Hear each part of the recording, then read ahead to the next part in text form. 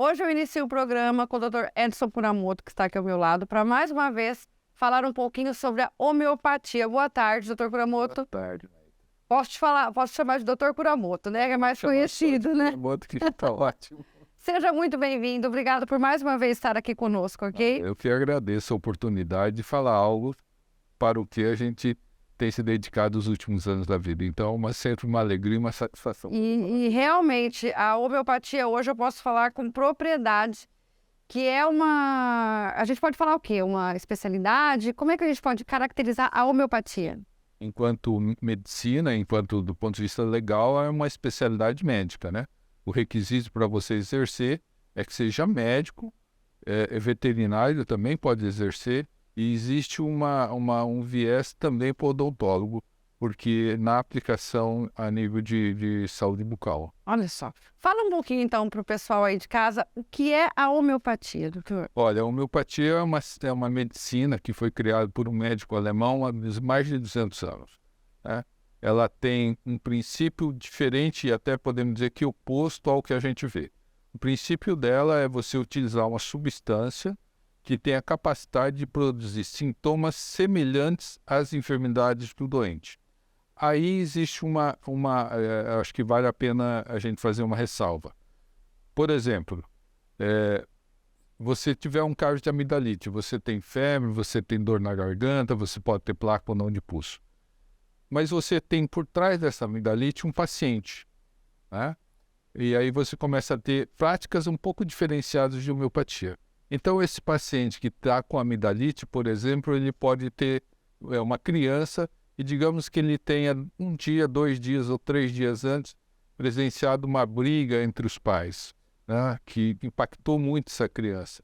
E, além disso, ele tem outros sintomas, a gente pode dizer sintomas gerais ou sintomas dele enquanto criança. Certo. Pode, por exemplo, ter medo de escuro, pode ter medo de chuva, é uma criança que estranhamente, quando fica magoado, vai se esconder para chorar. E um remédio que, assim, bem grosseiramente nós podemos pensar é nato muriático. Se você for pegar, olha, amidalite do lado esquerdo, com pus, tal, talvez se fosse laquese. Mas se você vê o doente que está tendo aquela amidalite, o medicamento talvez seja nato muriático. Eu, na minha prática, tento sempre buscar entender os pacientes meus, por que adoecem, e quem é esse ser que está doente nesse momento. Se eu entendi bem, digamos assim, a criança ou adolescente, seja lá, desencadeia a amidalite e por trás ela teve algum problema, ela presenciou alguma coisa. Isso tem a ver com o fato dela ter vivido alguma coisa que o emocional dela fez com que a imunidade dela abaixasse e por isso apareceu a doença? É mais ou menos isso? Podemos colocar a nível de imunidade, não estaria errado. A leitura ou a forma que nós expressamos isso é assim. Você tem órgãos de menor resistência, né? Então, diante de uma mesma situação, né? Por exemplo, você tem 10 filhos, morre o pai, né? Um filho vai estar preocupado com herança, outro filho vai estar preocupado com como fica a mãe, outro filho vai sentir a saudade. E cada um tem uma leitura diferenciada desses fatos de vida. Para alguns, aquele fato é impactante o suficiente para que adoeça. Para outros, não. É o que a gente chama de calcanhar de Aquiles. E nós costumeiramente dizemos que o indivíduo adoece não da doença que ele quer, senão ninguém teria câncer, por exemplo, mas daquilo que ele pode ficar doente. Então, isso também fala sobre a fragilidade ou a tendência corporal do adoecer. Então, uma forma, se nós quisermos colocar como algo inteligente, é assim, é como se o corpo separasse e localizasse em uma determinada parte do corpo a enfermidade para que o restante possa continuar vivendo e cumprindo suas funções, ou a sua jornada, como queira. E a homeopatia, ela pode tratar qualquer problema no paciente? Sim. Uma dor de estômago, uma dor de cabeça, qualquer tipo de problemas.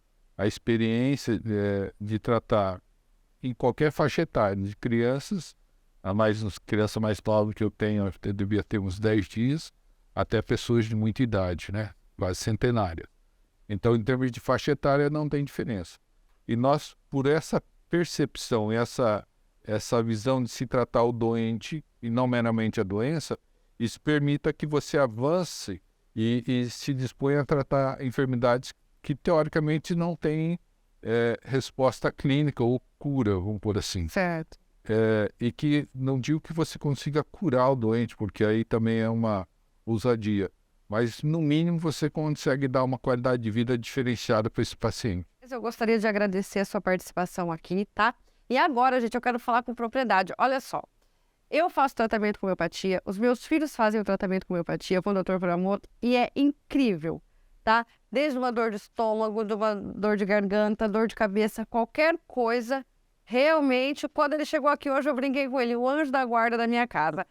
Não, realmente funciona muito. Uma coisa é a gente só falar, fazer a entrevista, e a outra coisa é dar um depoimento aqui agora como paciente. Então, se você está com algum tipo de problema, procure a homeopatia, de preferência aqui o Dr. Kuramoto, que é o que eu disse. É o meu anjo da guarda da minha família toda. Muito obrigada sempre, tá? Pelo carinho com todos da minha família. Obrigada pela participação aqui mais uma vez. Eu que agradeço, Maíta, não só pela oportunidade de estar falando da homeopatia, mas pela confiança. Eu acho que a confiança é algo muito importante para todos nós, independente da tua prática profissional. Então, eu agradeço muito a confiança de vocês e quero dizer que a gente está à disposição. O intuito é sempre servir o nosso próximo. Vale muito a pena, a sua vida muda mesmo, tá bom? Bom, nós vamos para um breve intervalo, mas não sai daí não, porque a gente só está começando.